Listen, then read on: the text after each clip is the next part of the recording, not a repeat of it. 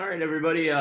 We'll get started. Alan, I think my co-host is gonna people in as they come. We have a few latecomers, but so I just wanted to introduce myself. My name's Tim Swift. I work for the Catholic Review in the Archdiocese of Baltimore.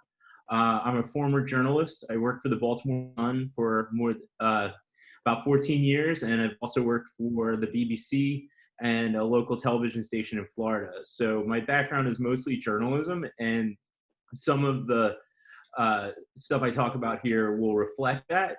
But I do have a dual role where I do some, communications work. So people with communications backgrounds that are on the call, feel free to, interject with your questions that sort of reflect your priorities.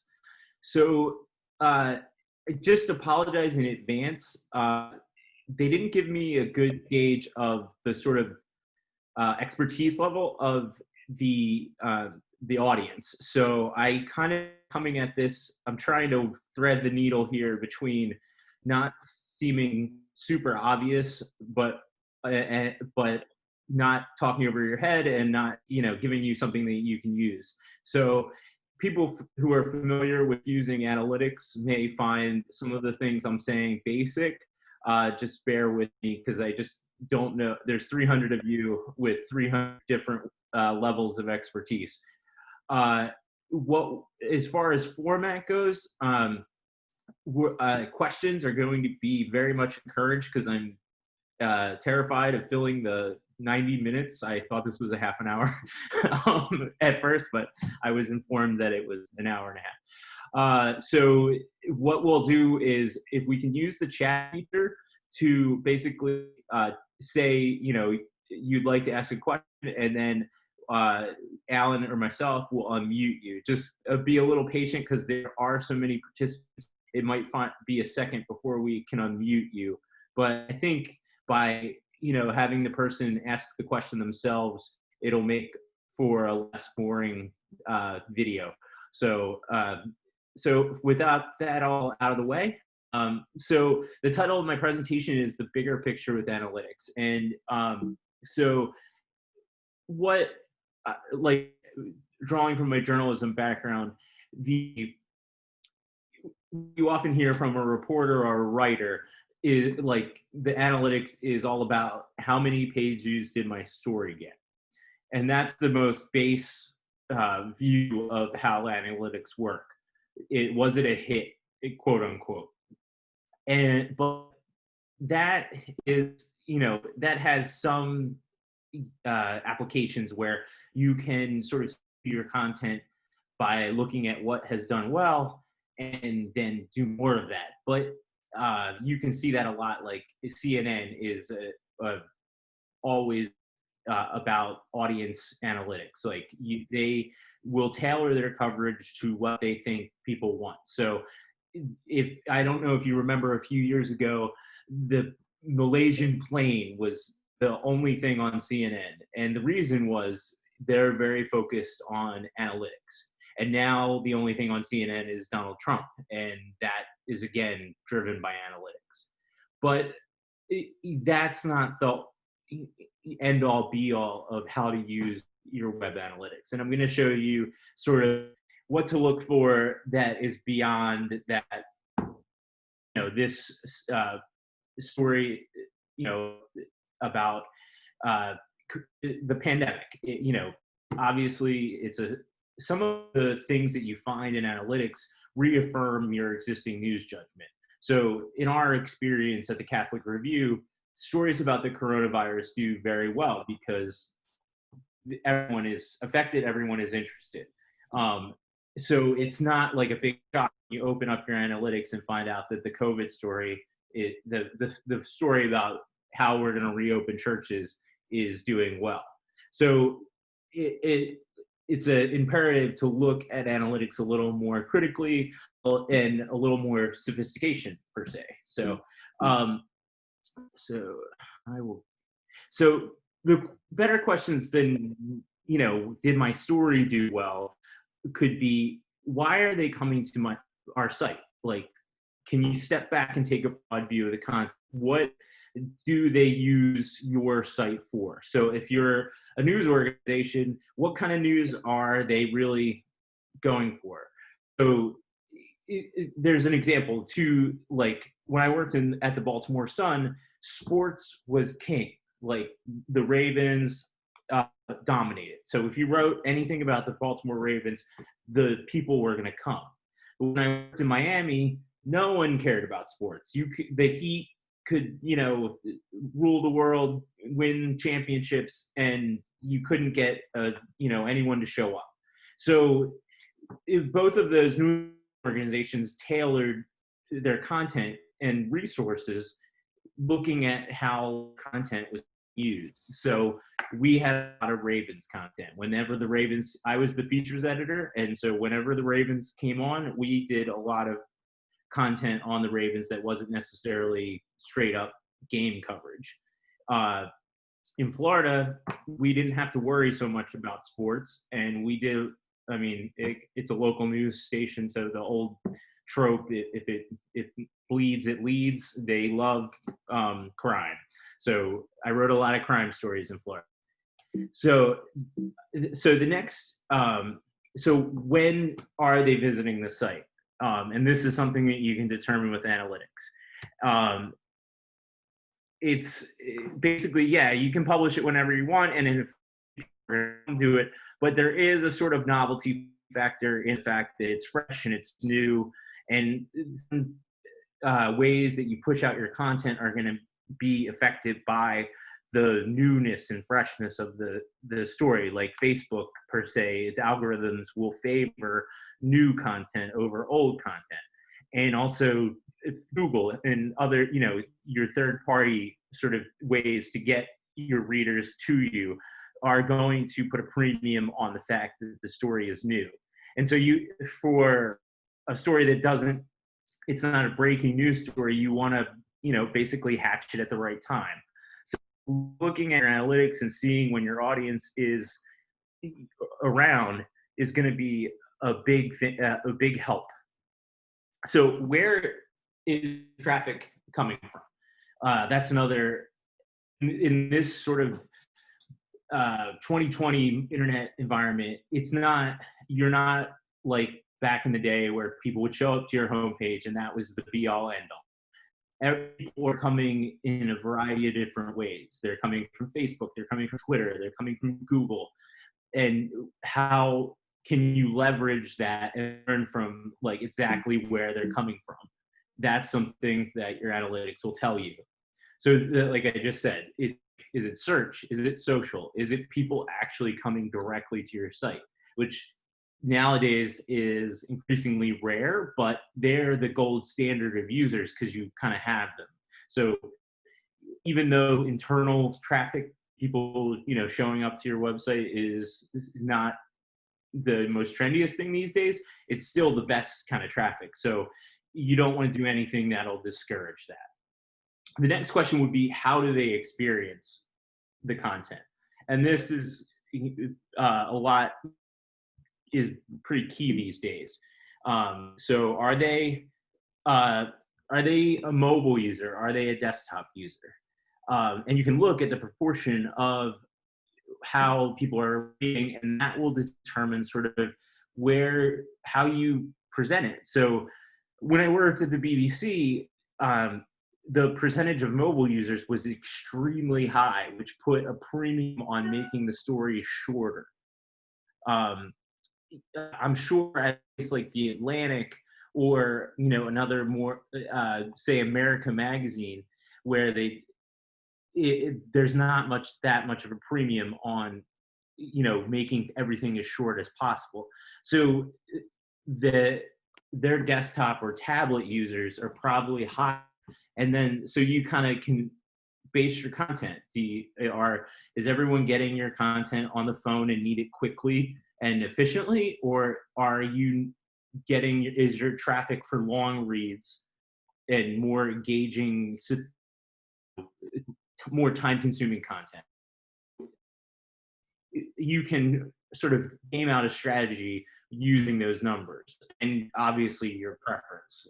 If you want to be known as a short form organization or a more lengthy, in-depth organization. And then finally, who are your readers? And this is like the holy grail for a lot of people.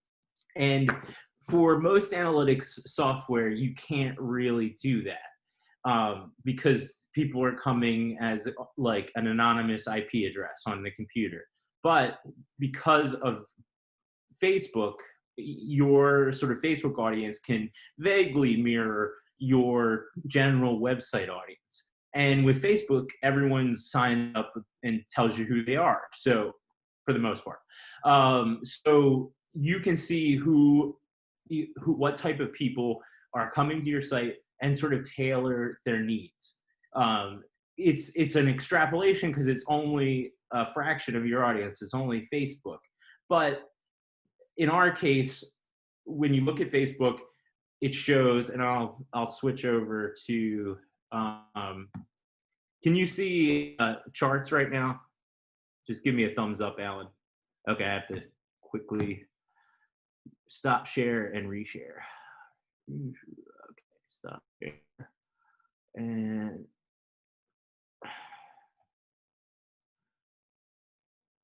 all right, so I'm gonna flip over to Facebook.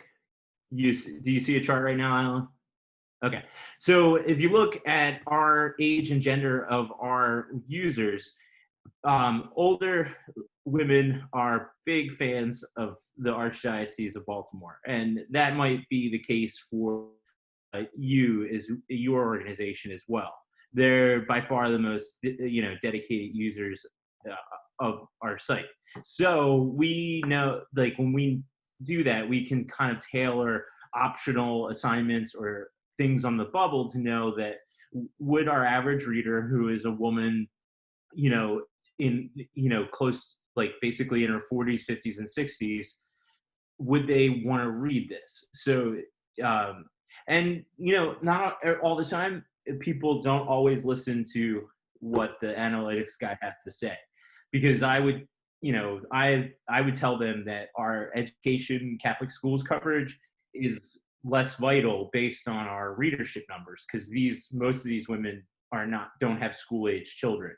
But my editors say the editorial prerogative of the organization is greater than looking at the demographics. So you'll find that even though sometimes, like, there's a big argument that the numbers kind of cheapen the content that we produce, like that there's an impetus to just do what's popular. I got a question before the seminar even started about, worried about like analytics would make us too quote unquote results driven. But you'll see sometimes someone like me will bring data to the table and they'll say, well, no, this isn't like super popular and this isn't bringing in the masses, it's still an institutional prerogative and we still want to do this. And so I think that's a good thing, because you can't just rely on giving people what they want. And some of the things that I'm going to tell you is that you're going to look at weaknesses in your analytics. And that's a sign that we need to do better here, not we need to, we need to turn things around. We need to expand this weak area rather than just fold up shop and not, compete. So, all right, I'll go back to my PowerPoint cheese fest. All right. So that's sort of a real broad overview of stepping back the sort of 30,000 feet view of analytics, rather than just what are my top stories this week. And so how do we do that? That's what I'm about to talk about. So the program that we use at the Catholic Review is called Chartbeat. And it is a program that's sort of tailored for news organizations and people with a more dynamic, changing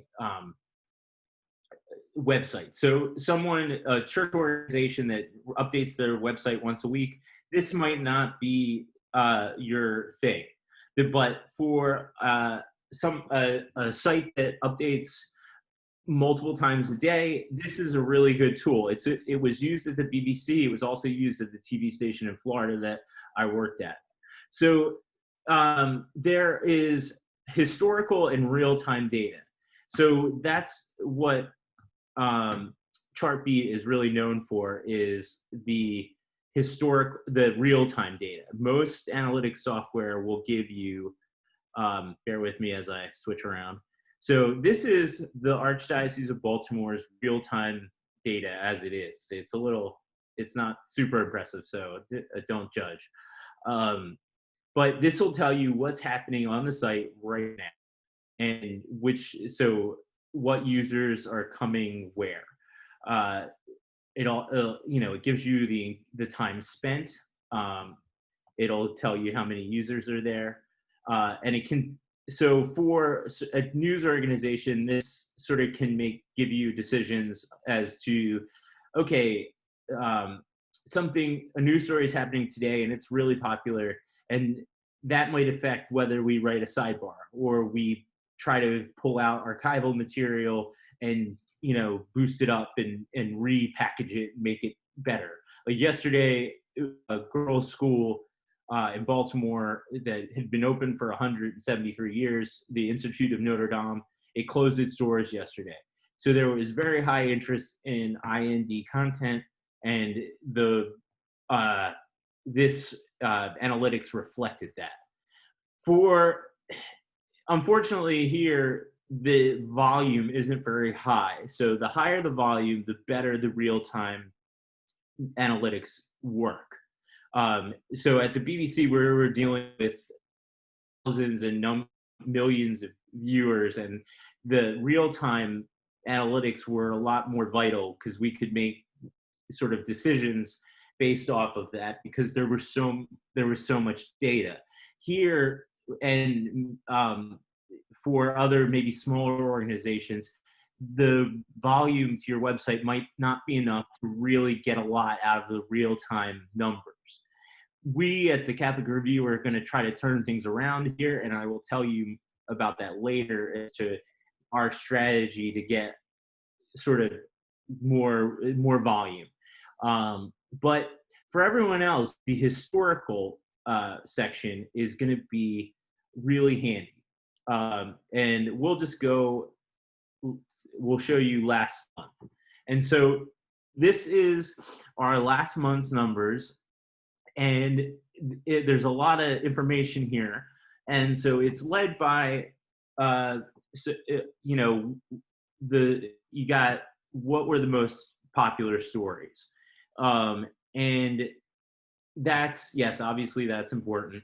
And you can see that you have total engaged minutes, page views, and average engaged time. And so for a lot of people, the difference between page views and time spent is important, because you can write sort of clickbait content, and you can often find that you can bring people to the table, then they leave because they realize they can get it anywhere else, or it's not really that interesting.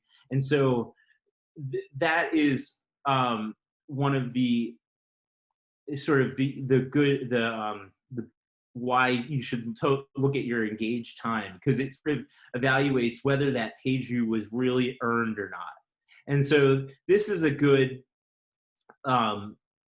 indication of like that this story was successful. It had 7,000 page views, and it also people read the story for about a minute.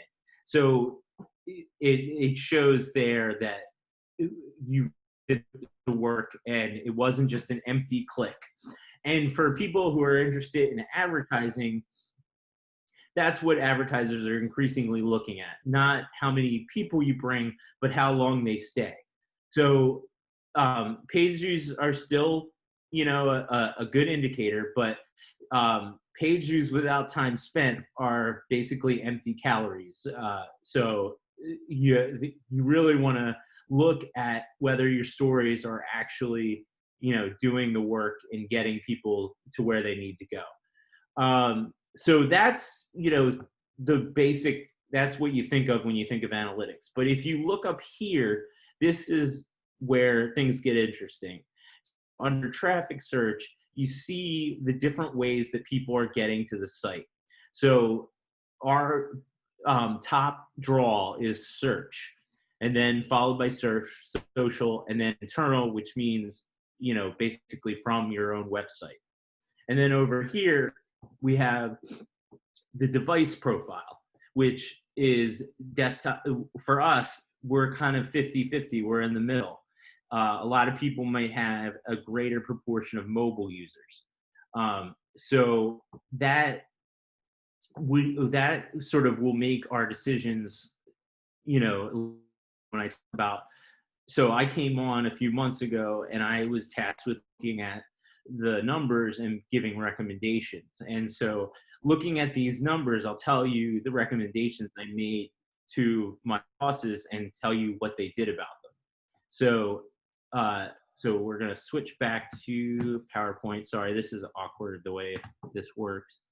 So we talked about real-time versus historical. We talked about the traffic sources. We talked about the device profile and time spent versus page views. Oh, this is the last thing I forgot. So there's a handy thing where you can sort by byline and by section.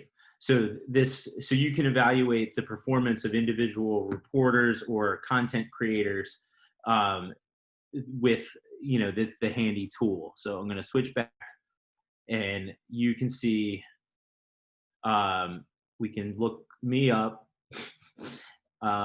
and so you can see, I don't know if this is, I think this is a little different, but you can see change. And like we had one of my colleagues, well, here, there's a Catholic news service writer. So you can see how she did as far on our site for the month. And then you can also this is another good way of seeing things by like kind of in a broad way.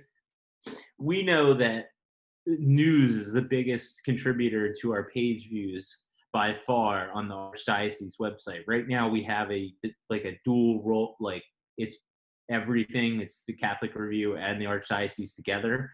And the most traffic coming from the Archdiocese is coming from news content. And that sort of determines our strategy later on. So we have a special coronavirus tag. You can see, how many people are reading coronavirus stories, how many people. We also had, this is fairly new, we added this about the racism protests that are going on throughout the country. So you can kind of gauge like what kind of content is doing well by using these sections. So you could do like education or sports or just anything you want to do. There's also like we have a commentary, so you can look at how different opinions section people are doing. You may have a blog that's working for you, so that those are all easy things. And so the last thing I'm going to talk about with Chartbeat that it can do that's pretty handy, it's called the heads up display. And essentially it creates a heat map for your website. And so if you see in the right-hand corner of my screen, there's a little, it says 15 people are on the Archdiocese homepage right now. So that will tell you how many active users are going. And then the most important thing for me is if you look in the bottom left-hand corner, it shows you how many people are still with you as you scroll. And look at how the number plummets. So once we get to our main deck of news, we only have 17% of our users are actually going down that far. And so that that information is pretty helpful to tell you how to design your site if you want better results. And then also, one of the things that it also does is it gives you rankings. So if you had a sort of website more akin to the Washington Post, you could see that how each individual link on this page was doing, and at the BBC, what we would do is we would move up things that were performing well that were down at the bottom, and you could, in real time, change things around to sort of get incremental increases on your page. So, but the biggest, I think, value for us in the Catholic press, probably because is that scroll rate. It'll show you where everyone's checking out on your web page, and that, there's like, you have reporters who are always constantly asking to be demanding, like, I need to be on this spot on this website, and you'll kind of laugh to yourself because you'll know that putting them in that spot, no one's actually looking at it, but they really want to be there. And so this is a good tool to show people about, like, what battles to fight, where is it actually important to be, because you can see where people are clicking on the website. So I'm going to go back to, so that's chart B, sort of an overview of it. And so next up, when I got into the numbers here, what did I take away from our numbers at the Catholic Review? And then, like I said before, news is the top driver of the traffic on the archbolt.org. Search is the top source of traffic, but this is the our site is not recognized by Google as a news site. They just think of us as the Archdiocese website. So even though we're getting the most traffic from search, we're not really getting what we deserve. And that was a big problem. So that's our brand on social was being hurt because we're lumped together with Archdiocese. They just assumed we're not our own thing. We're just another, department of the Archdiocese, which we kind of are. But anyway, I was seeing that the growth on the Archdiocese Facebook page was much greater than the Catholic Review because people just assumed that we were just not our own entity. And so by having our own website, that could change. And then our internal traffic was being hurt by the poor site design. And you saw that on the heads up display where the Archdiocese site was set up, which it's in vogue these days. It's called the infinite scroll. As you can see, for our users, it's not so infinite. They drop out fairly quickly. So we're not getting anyone clicking later down where all the headlines are. So we're not really doing ourselves any favors as far as how the site is structured to bring traffic in. So those are all the things that I learned. And then what are we going to do about it? So we are creating a new news-focused site that plays to our strength and will capture that search traffic. The focus site will attract more followers on social platforms, which in turn will push more traffic back to the site. So now that, we're Catholic, we will be CatholicReview.org and not just Archbolt. People will, stop thinking, I already followed the Archdiocese. I don't need to follow the Catholic Review. We can sort of have more distinct identity online.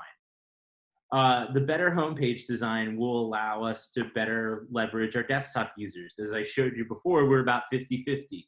And so the infinite scroll design is good for mobile users because, as you know, on your phone, you like to scroll. But if 50% of our users are still on the desktop, we need to have a design that sort of is in, industry lingo, it's called responsive. And that means when you show up to the party on the desktop, it's optimized for the desktop. And when you show up on the phone, it's optimized for the phone. And So like basically you'll see, share again, go back to our example of the Washington Post. So Washington Post website, as you see here, is optimized for the desktop, and it has lots of places to click, lots of places to go. But if you go on mobile, you get a much different experience. And so they're basically sort of getting the best of both worlds. And so here is what the news site is going to look like. We're launching this new Catholic Review webpage hopefully next week. And you'll see that it has a more distinct desktop feel. But if I could do this, but I can't. You would get sort of a better mobile experience when on mobile. So we looked at the heat map here. We'd probably do better because there's more places to click sooner. Also, our search, we're hoping to get on Google News and hoping to be, get up our search game because we're going to be considered a news site. And also when people click from Facebook, they will see that yes, it is they see the Catholic Review, and it's not just a sub page of the Archdiocese. So that was one of the big that we did after we looked at the numbers. So it wasn't just we need to write more about puppies. It was we made very strategy-oriented decisions based on these analytics. And so I think I've been talking too long and I'm boring you to tears. But so I wanted to sort of break up it a little bit and open it. I have some more to talk about with other programs and other applications, but I wanted to stop and get some feedback from you and ask some questions so it's not just me talking on a tear. So let's see. Tim, I was taking notes from the questions on the chat, so I kind of listed all the people who have questions if we want to go that way. Okay, if you want to just tee up someone and then they can ask the question and then we can have a back and forth. Yeah, sure. So one of the first ones was that from Claude Muncie. So let's see, Claude, if you want to kind of talk about your question about the problem trying to get a picture across multiple platforms. I don't know if that's so. Claude, I just asked you to unmute. So if you are there, go ahead and unmute yourself and feel free to ask a question. I'm glad I didn't leave all of a sudden. The main experience I've had while trying to work across, using Google Analytics on our website, sites actually, yes, and Facebooks, and all the other things we're dealing with, is that almost all the tools will give you a picture of what's happening on one platform.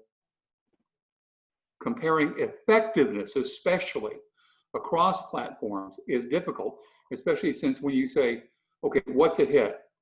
Well, that changes depending on what platform you're on. One place is 3 seconds, in other words, it's 30. So it's one of the difficulties I have, and haven't come up with a good answer to, by the way, all the way across. Well, one thing I do as part of my job is I create a digital report every week, and we're kind of jumping ahead a little bit, but we'll show you the Excel sheet where I have all the boring numbers that no one actually reads. But so that's one way to do it, is to compile all of your stats into one kind of report and get into a habit weekly or monthly and sort of have a place where all of them are together. And what I do to kind of spice up for the non-tech people is that I give them the raw numbers if they want them, like if they're that interested, but then I summarize it in the report. So I kind of give them bullet points at the top. And my VP for communications, he actually just recently left, but Sean, he would like to go in to the Archbishop and have some flashy things to say. So I would give him the flashiest thing I could say. But that, yeah, it is difficult to manage page views, Facebook followers, boost. If that's another subject that I'll talk about is advertising on Facebook, like sort of getting an advantage by paying for it and seeing how that advantage has actually benefited you. And so there are a lot of different pots. My advice would be to create an integrated report so you can look at them, take a step back and look at them all at once. All right, and so next we got Libby. She has a question. So Libby, if you want to go ahead and unmute yourself. Libby Hubner.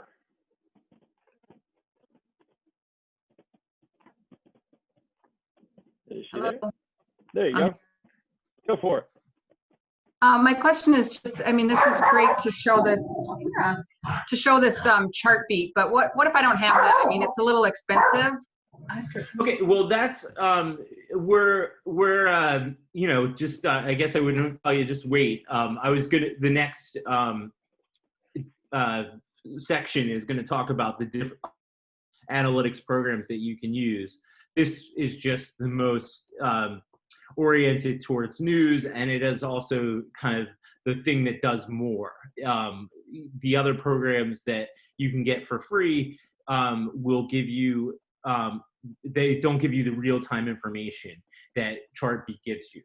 And some people, depending on your organization, that is just fine. So don't worry, we'll talk about other analytics software when we get through the first round of questions. Okay, sounds good, thanks. Laura Keener. Yeah, Hi. Laura Keener. Yes. Good question. I had a question based on the analytics that I'm looking at. We use Google Analytics for our website. Mm-hmm. It always shows that our employment page comes in as a very high hit. A lot of people are viewing that. I'm wondering what are some thoughts or ideas about moving people who are coming in just to look for how we have it as its own page on the website. Is there a better way to use that as a way to get people to look at content that we want them to see? Well, that's a good thing, and it's a good segue to something I was going to talk about later, but I'm just going to do it now. So there is something in web terminology called bounce rate. Have you seen that on your? I have seen that, and I looked it up, but I don't know that I completely understand what it means or what it's telling me. Okay, so a bounce rate is basically if you have a high one, it's it's basically says your reader, everyone comes to the employment page to party, and then what do they do afterwards? And so if your bounce rate is like 90% of your users have gone on to kitten photos. Mm-hmm. But here, I'm going to throw another piece of web jargon at you. If your page is sticky, you can improve your bounce rate. And we can see that, you can see that in commercial websites all the time, where you have related content and basically, I'll go and share, we'll go back to the old Zoll, the Washington Post. And so we'll go just to the top story here. So the Post is, wants to, just like everyone, wants to keep people on the page and wants to keep the health rate down. So we have right here the most read health stories on the page. And then, so they've tailored this content. They just didn't do most read. They did most read health stories because, this is a health story about COVID-19. Also, you'll see, actually, I guess because this one has been, this one was just posted recently. Sometimes you'll see that links are actually integrated into the text of the story. Let me see if I can a story that shows this. So you see, oh, here we go. So Americans, Canadians scramble to get home before the border shuts. So they actually put the link in. It's not just good enough to have it over here. They actually are putting it in the mainstream of, of where the reader is focused. So you might not want to be so blatant about it in an employment page, but there could be ways that you could design your employment page to get people to stay or move on to another page in your archdiocese.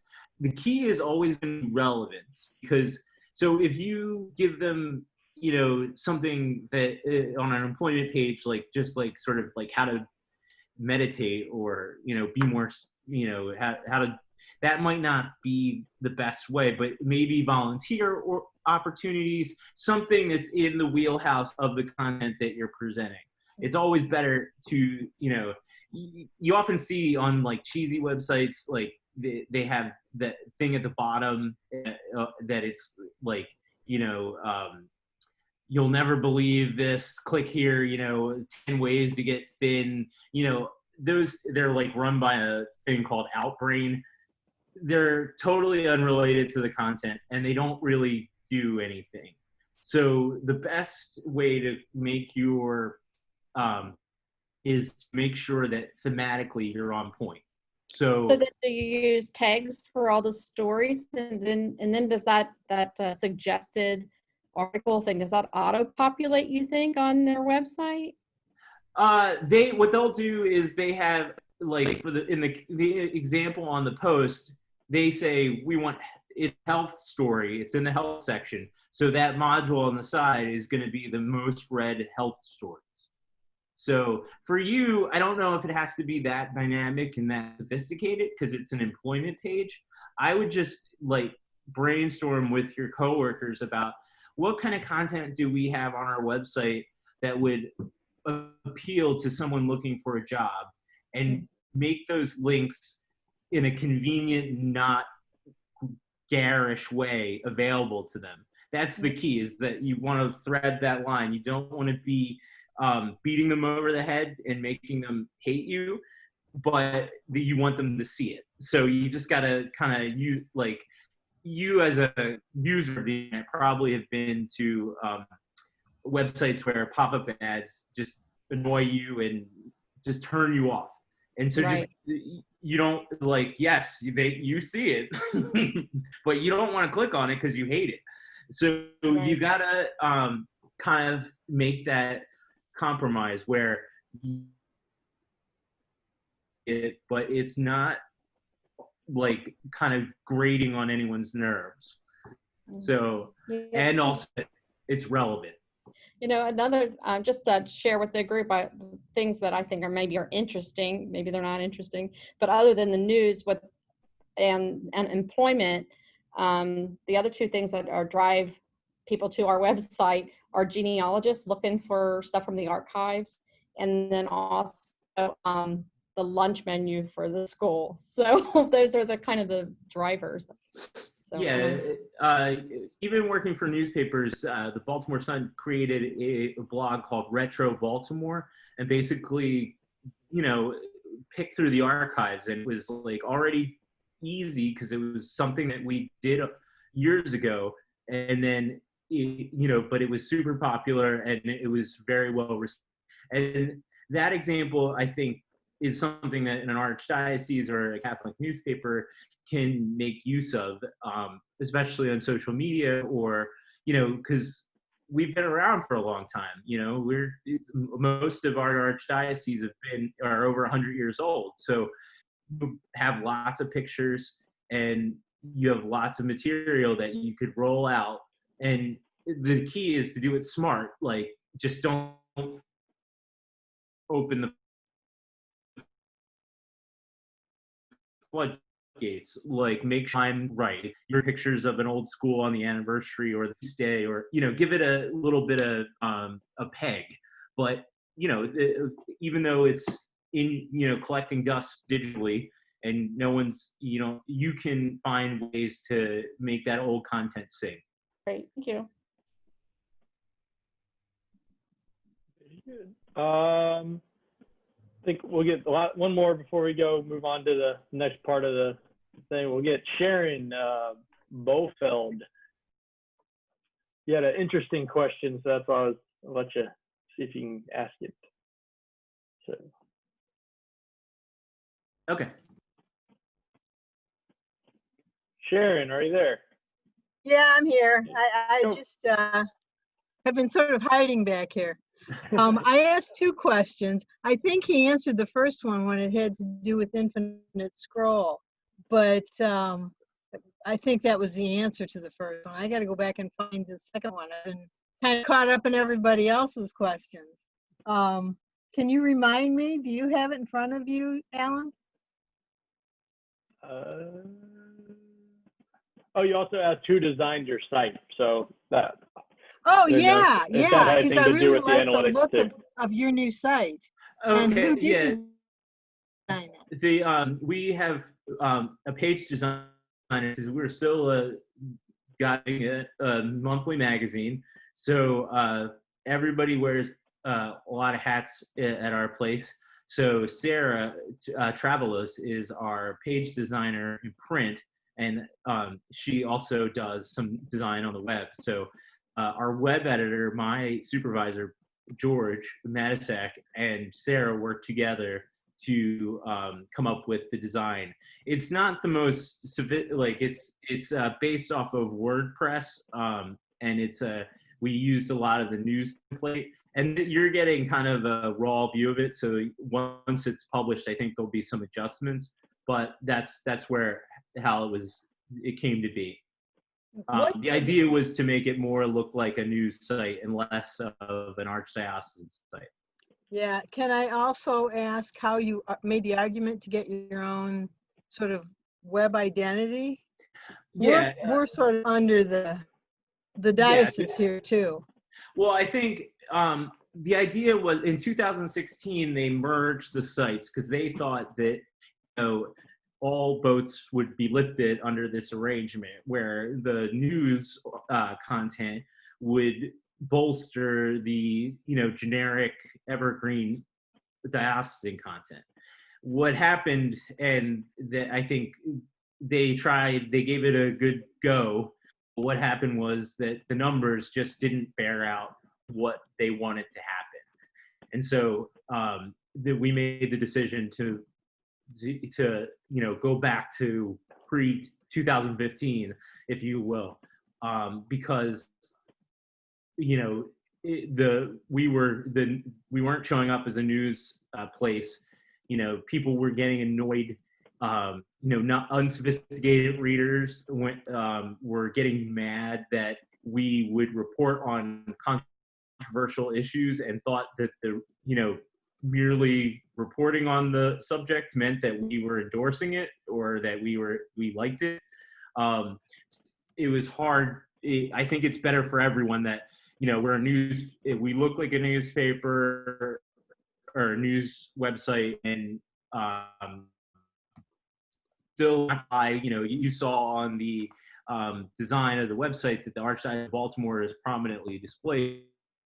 I think it might help readers understand a little more, and maybe they might hate us a little less when we write a story about Donald Trump and it relates to Catholicism, and know that we're just reciting facts. We're not picking the story because we're mean, Right. So. Right.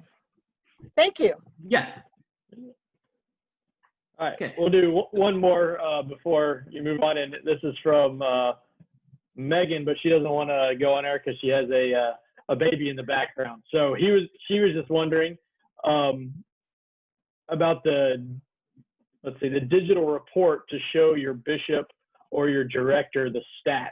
She's looking for some formatting ideas. Okay. Well, team. I will share my screen and show you an example. So this is just right here. I have, you guys can see that, right? Yeah. Okay. So I include the Excel file I doubt anyone actually clicks on it and goes through to see it, but it's there in case they want it. And then here we have a whole line. Here's all our different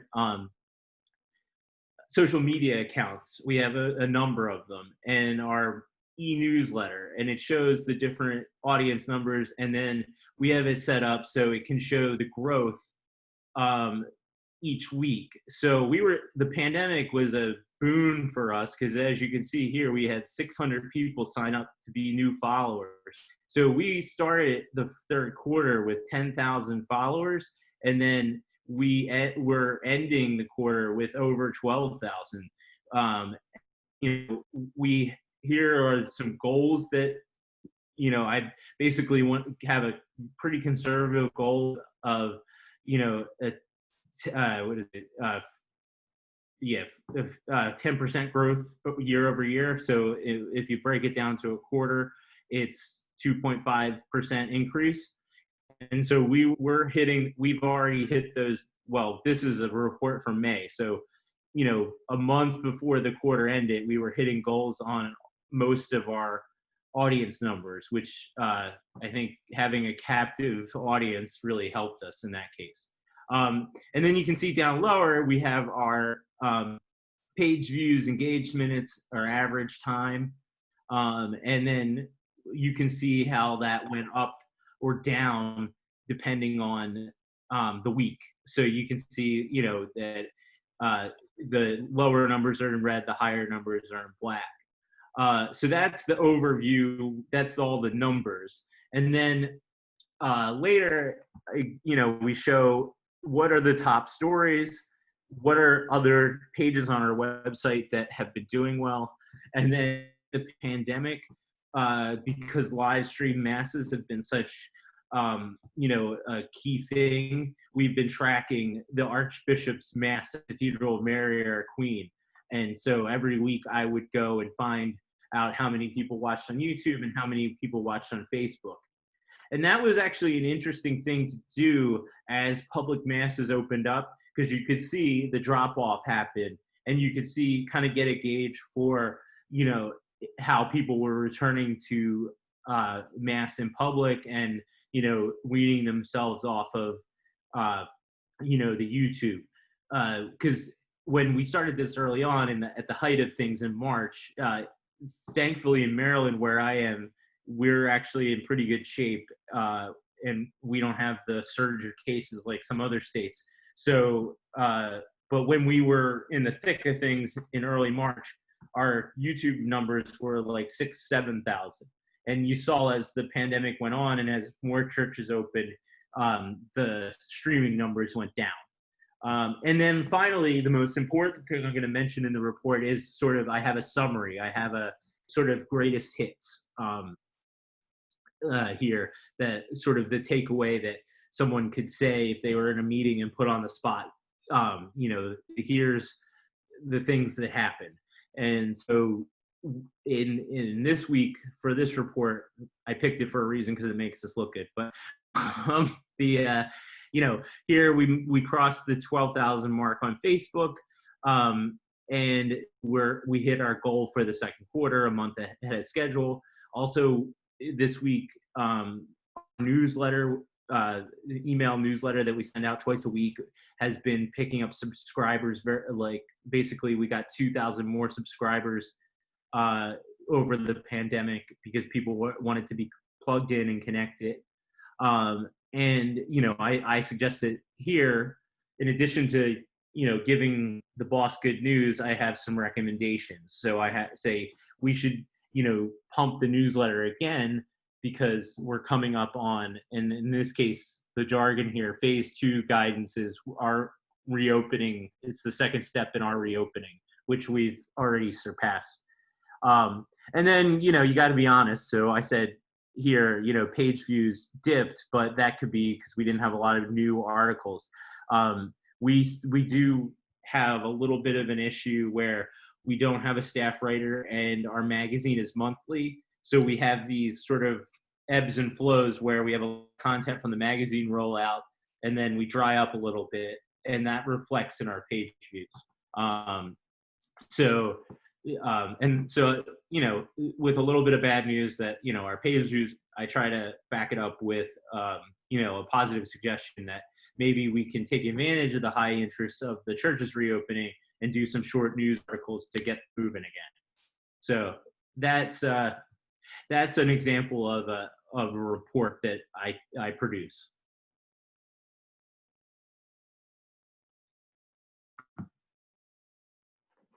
All right, so we want to dive back in. Yeah, go for it. Okay, so let me find my cheesy PowerPoint. All right, so, and I'm not sharing the screen. I'll get used to this eventually. All right. All right, so we're going to move to our next slide. All right, so Google Analytics there's a basic version that's for free, and you can upgrade for more features for more. But that said, it's better for static sites that are not so newsy and not so changing every day. So for some reason, I was having trouble getting into our Google Analytics account because I don't usually use it, so that's why I'm not always, because we pay for Chartbeat.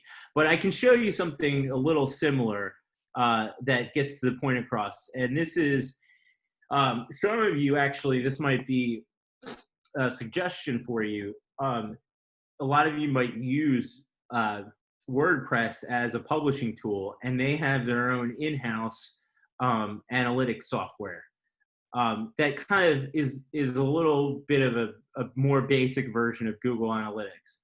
So right here, I'm showing you our month from June 1st to June 30th, and this can give you an overview of the past, not what's happening now. It won't make you decide to move something around on the website or write an article that day, but it can give you a sort of more general view of what the numbers are like. So here you get your overall numbers with your page views and your average time on site. Here's the bounce rate, which I discussed earlier. You see how high I mean, that's not horrible because people are going to leave on you, but it could be better. And so you can get a lot of good information even from this free software. So it also has a breakdown of the different devices that visitors use. So, and you see how it tallies with what Chartbeat was telling us, that we kind of have a half and half system on the Archdiocese, where we have mobile and we have desktop. And so down here you get your typical view of what pages did well and how they did.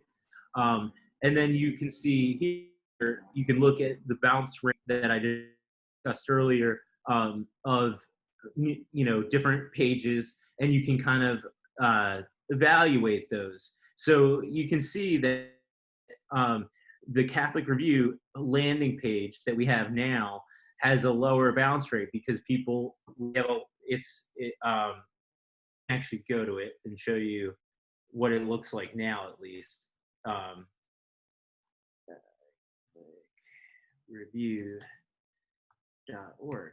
So this is the Catholic Review's website as it is today. And so here, it's pretty clean. It has all the news items here. And so this is an example of people going to a page, finding things relevant, and then staying with it. So that's a good indication of how, whereas, online mass, they I guess they were there for a specific purpose, and then they found the mass that they wanted that was online, and then they left. So that's why maybe that's one reason why we have an 81% bounce rate there. this will happen occasionally with really popular stories. So we had a teacher who was, I think a principal at one of our African American schools, St. Francis Academy. It's an historic, I think it's the first Black Catholic school for Black students in Maryland.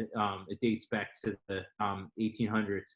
And so a lot of people knew this guy in their community, just wanted to see the obit, and then they were out.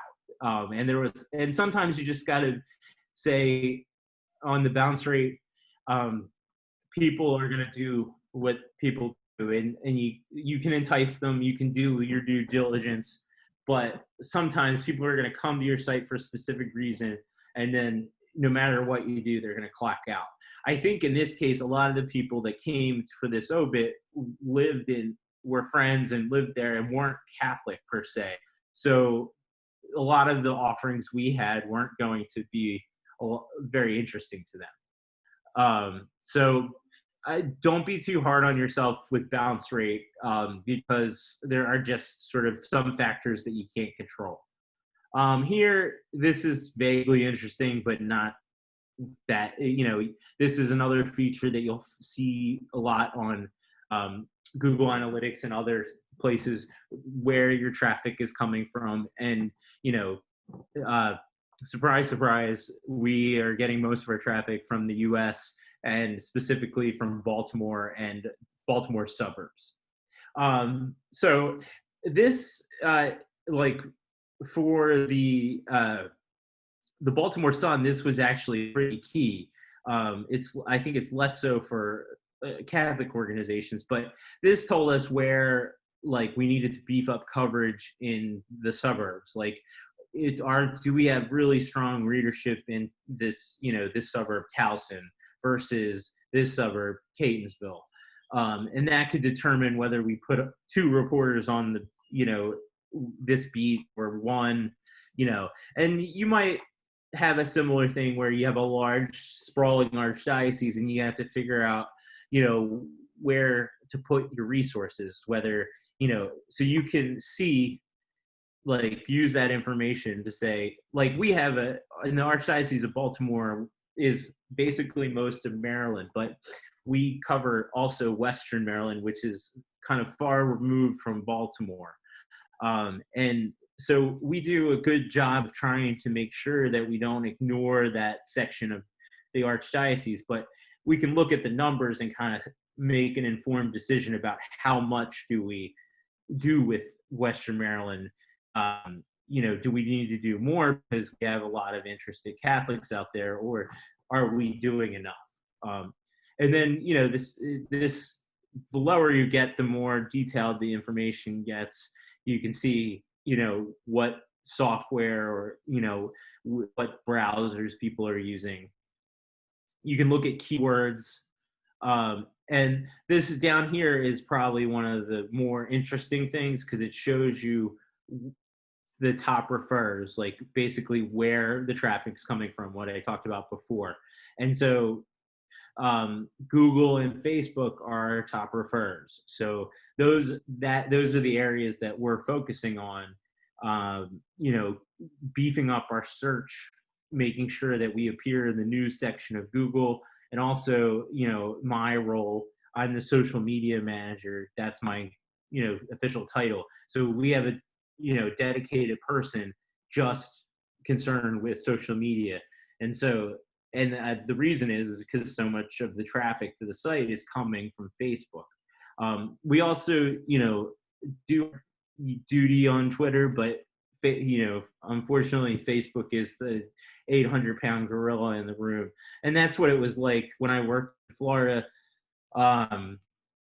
Facebook was super important. It was the television station's primary.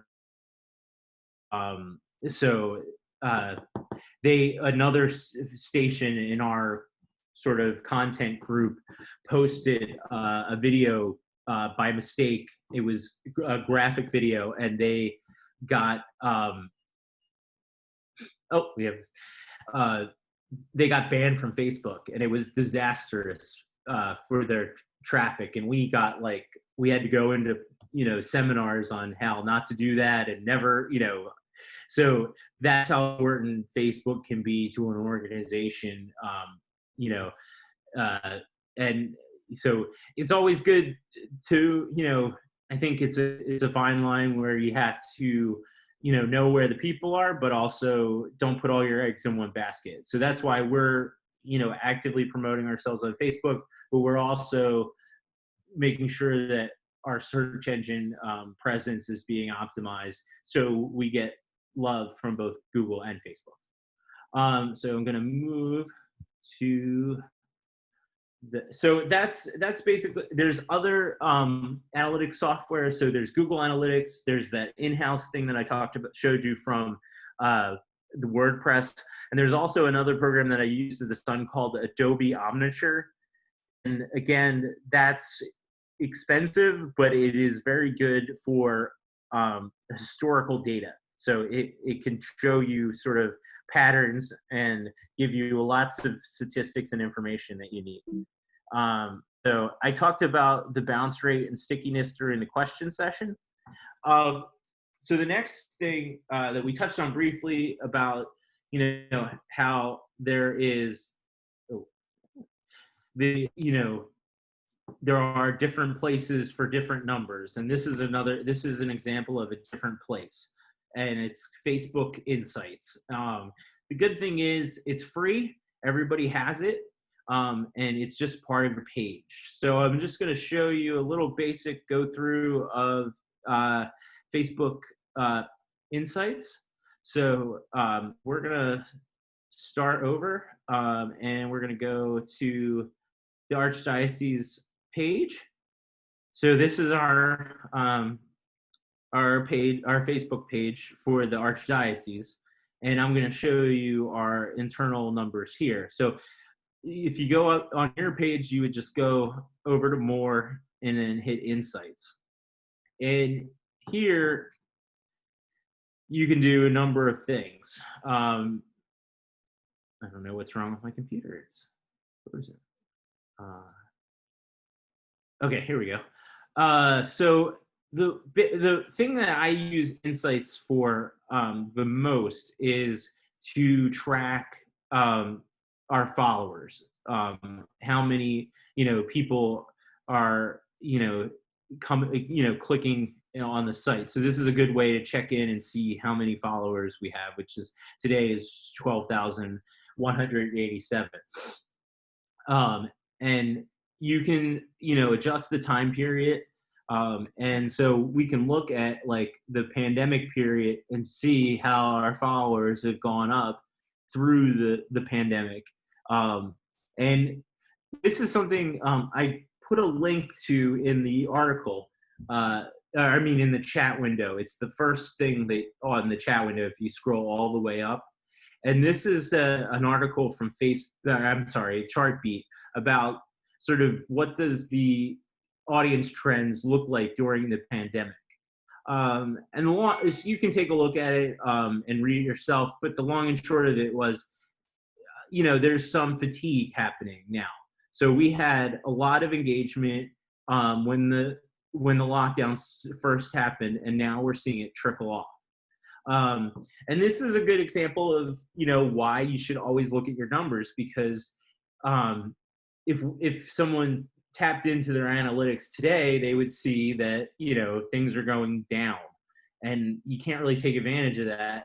But if you were looking at the numbers consistently, you could see, oh, we have a window of opportunity here. We have a lot of captive audience. My editor at the Sun was known for loving snowstorms because people were trapped in their house and they still have power. And so they would click on the website, and he always loved snow. Well, the pandemic is the ultimate snowstorm. And so what we did, we were looking at the numbers. We knew that we had a huge traffic and engagement on Facebook.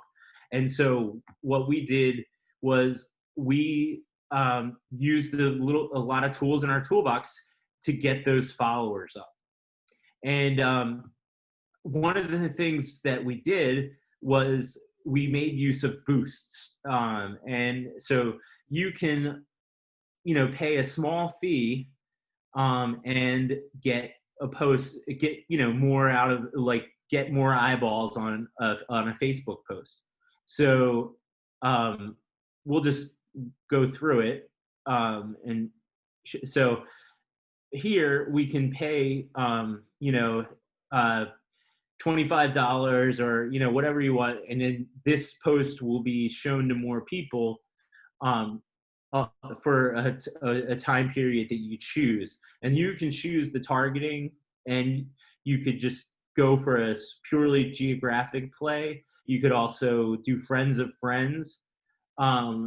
Essentially, it'll get that post out to the to non-followers, like basically to new people. And then what happens is, like we'll see here, one of the tricks of the trade, it's very tedious, but you can go in to the likes on your page, and you can look at who liked the thing. And right here we have a lot of people who are already devoted Archdiocese followers. But look here, we can invite someone. So that sends a push alert to that person. So part of my strategy over the pandemic was boosting posts that I knew would do well, attracting people to like the post that weren't followers, and then doing this, mind-numbing task of inviting them. And then sure enough, you'll, if you invite 10, one will click through, and then you got a new follower. And we took advantage of the time where people were on Facebook a lot more, and we got our posts in front of more eyeballs, different types of audiences. And then we were able to, once that person likes the post, then we have them on the hook. We're part of their news feed. So that, paging through and finding who to invite is actually not that bad of a, even though it's slow, it's not that bad of a tactic. Another thing that we did during the pandemic was that we realized that the Archbishop Lori was not one of parishioners every week. So we made an effort to make him more visible during the pandemic. So he does an actual video every morning, and we post it on Facebook. And it's a kind of mini sermon. It runs about 2 minutes. But that was another way of showing, getting content out there and showing that the Archbishop was doing something. We did a campaign that was really successful, where the Archbishop went to area hospitals and blessed the hospital. So we had someone go to Hopkins, we had someone go to the University of Maryland Medical Center, and a Catholic hospital in Baltimore, Mercy Medical Center. And then, we were able to, that was like a big crowd pleaser, like the photos from that blessing. So that drew a whole new audience of people.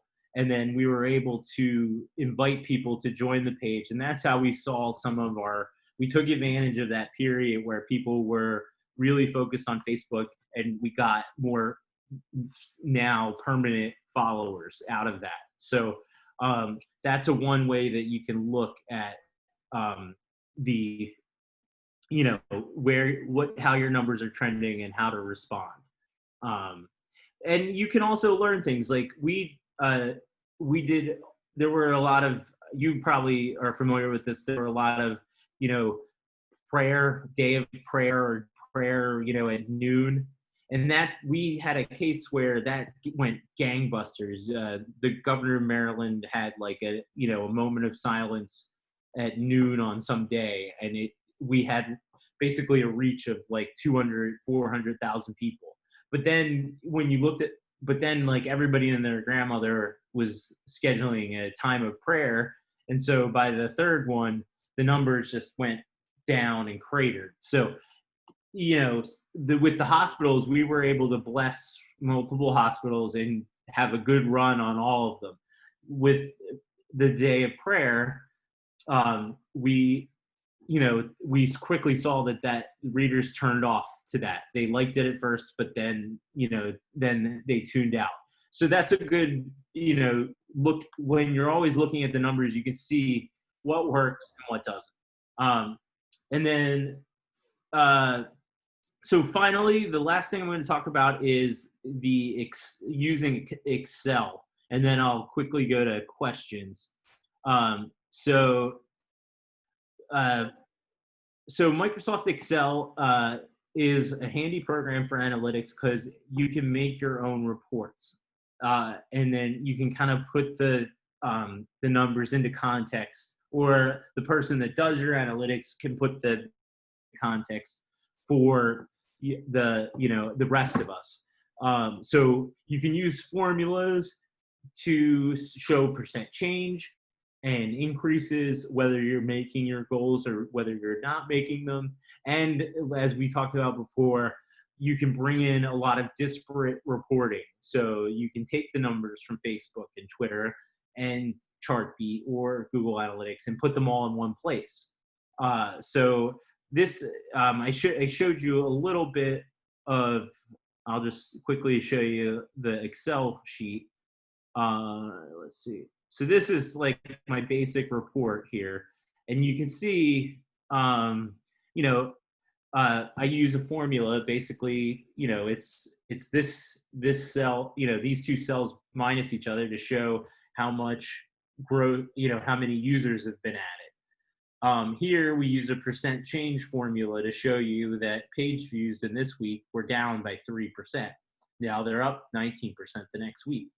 So, so it's handy when you use these formulas because you can just put the raw numbers in, but it means something else, I think, to a lot of people when you can say that page views are up 19% this week.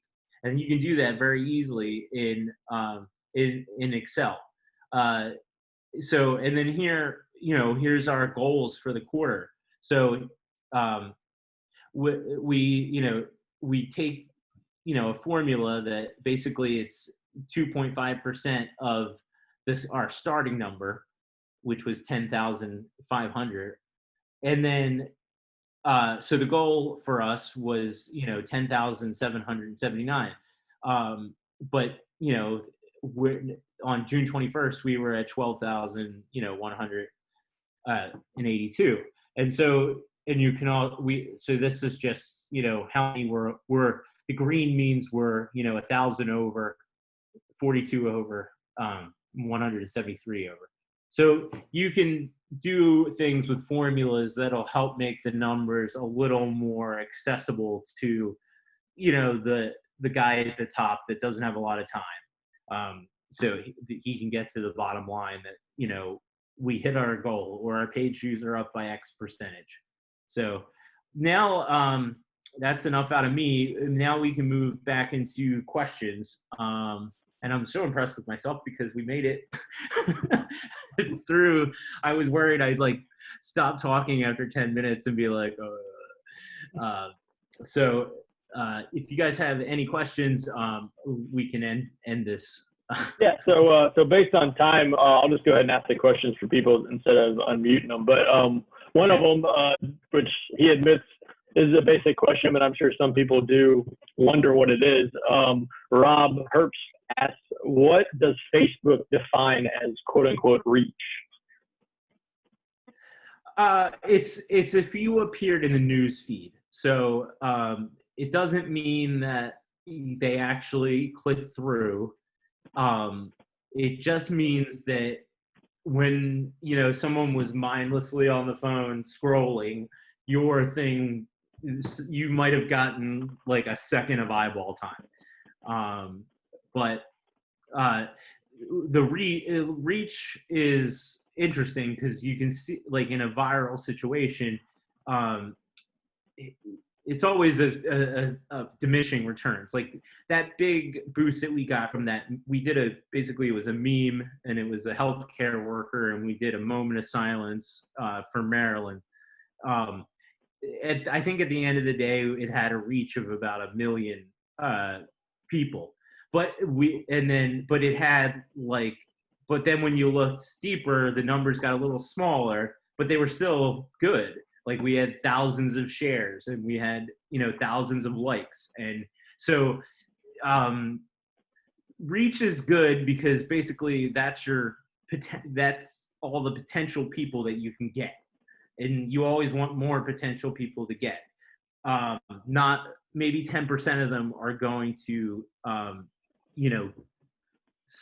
click through or actually give you something like a share, comment, or a page view. But so reach is good, but it's not. It sounds impressive because usually it's a big number, but you always have to keep in mind that it's only the potential number of readers that you could have. All right, another quick one too. Where'd I put it?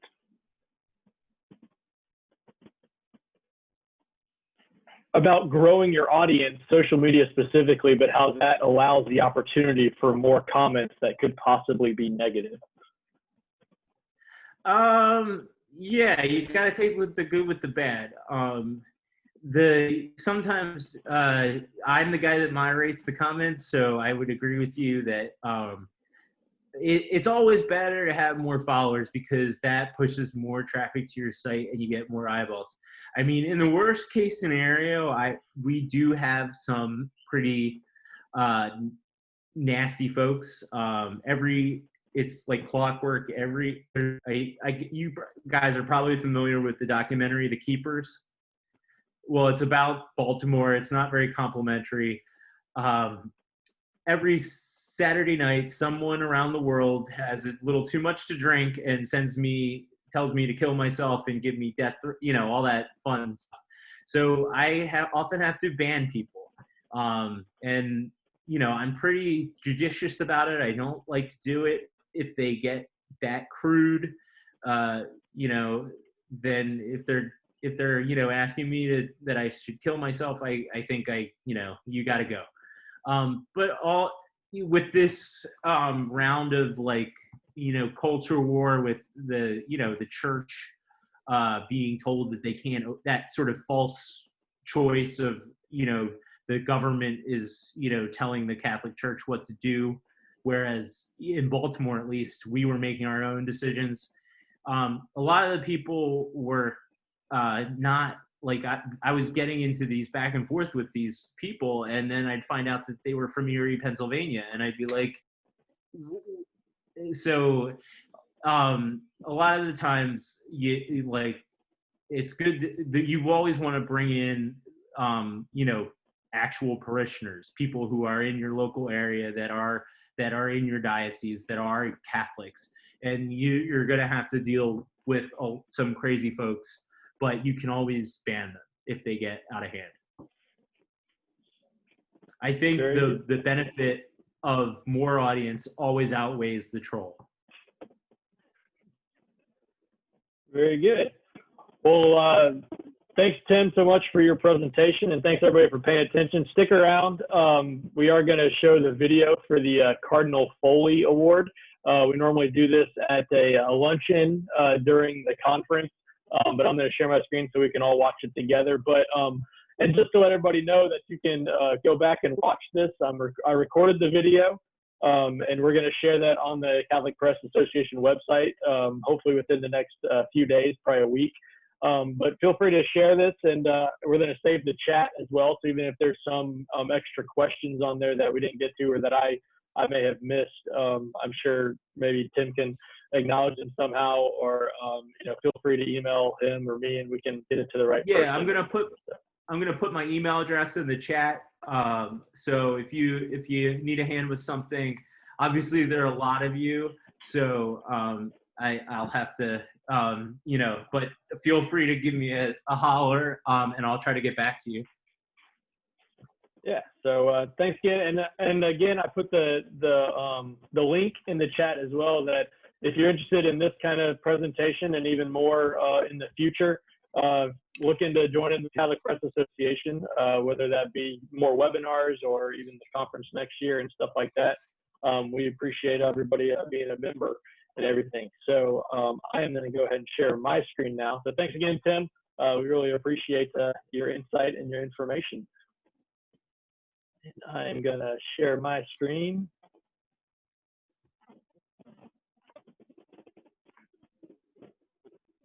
So everybody, this is the Catholic Press Association member. So I put the link in the chat so everybody can check it out. And now we go on to the Catholic, the Cardinal Foley video. And it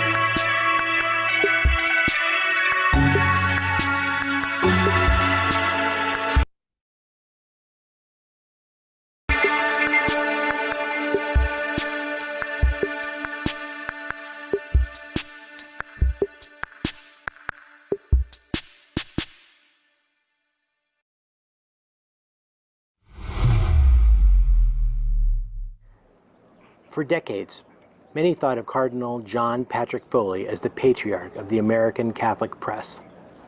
He was a Catholic communicator who employed multiple communication platforms. He brought the news of the Catholic Church to the faithful in the United States. He helped us understand the Church. Cardinal Foley served as the assistant editor and Vatican correspondent for Philadelphia's Archdiocesan newspaper. He was the editor-in-chief there from 1970 until 1984. Cardinal Foley also co-produced and co-hosted Philadelphia Catholic Hour on WFIL radio. He also served as president of the Pontifical Council for Social Communications. And those of us who had a chance to know him can attest to his sense of humor. His life continues to set a standard for Catholic journalists to follow. That's what the Cardinal John P. Foley Award recognizes. It is given to a person who demonstrates excellence and innovation in Catholic storytelling. That storytelling can take many forms, including video, podcasts, photography, and multimedia presentations. The board of directors received a number of nominations this year. And no kidding, they were all good. The winner of the 2020 Cardinal John P. Foley Award is Chaz Muth of Catholic News Service. His nomination reads as follows. In 2019, there are numerous examples of his work in photography, videography, animation, and multimedia storytelling. This past year, he developed several important series that combined solid news reporting with strong visual storytelling. One was a series on the seal of the confessional. Chaz used long-form videography, photography, and text-form writing to take a nuanced and balanced look at laws being introduced and a history of the often misunderstood sacrament. Chaz traveled across the country researching this story and produced a 4-part series in print and 7 companion videos outlining the issues. He also created 1 social media video and 1 comprehensive documentary video. He spoke with both critics and defenders and helped to explain why it is an important issue for Catholics. Last year, he also did a 3-part print series with companion videos on the history of the Catholic Film Office. Using historical footage and a wealth of on-camera interviews, he explained the issues that gave rise to the Legion of Decency and the Hays Code, the evolution of the office over the years, and where it stands today. His series brings to light a fascinating piece of U.S. Catholic cultural history. Taking his talents in a new direction, Chaz also created an animated short, which was the clever use of an easily approachable visual format to teach Catholics a bit of their own history, reminding them that how bishops are appointed now was not always the way it was done. Chaz embodies the great values of multimedia reporting, important stories told in video and print, providing timely information that both informs Catholics and serves the Church. Congratulations, my friend. You set a high bar for all of us. I cannot tell you what an honor this is to receive the Cardinal Foley Award. Anything with Cardinal Foley's name on it is more than an honor, and it's incredibly humbling. He was a giant in the Catholic press, and wow, what an incredible innovator in everything that he touched. I really want to thank the Catholic Press Association for bestowing this honor on me, and especially considering all of the other incredible candidates that were up here for it this year. And I gotta say, thank you to everyone in Catholic media. I've been a journalist for a very long time, and you know, when I joined the Catholic Press, well, I guess it's probably close to 15 years ago, I got a whole new home here. And that is, I tell people this all the time, and that is, you know, there are lots of stories that you do cover, and there are a lot of things that aren't always so happy to cover, but for the most part in the Catholic press, I get to cover the best that humanity has to offer. And I'm really grateful to that. I'm very humbled by this award. Thank you again.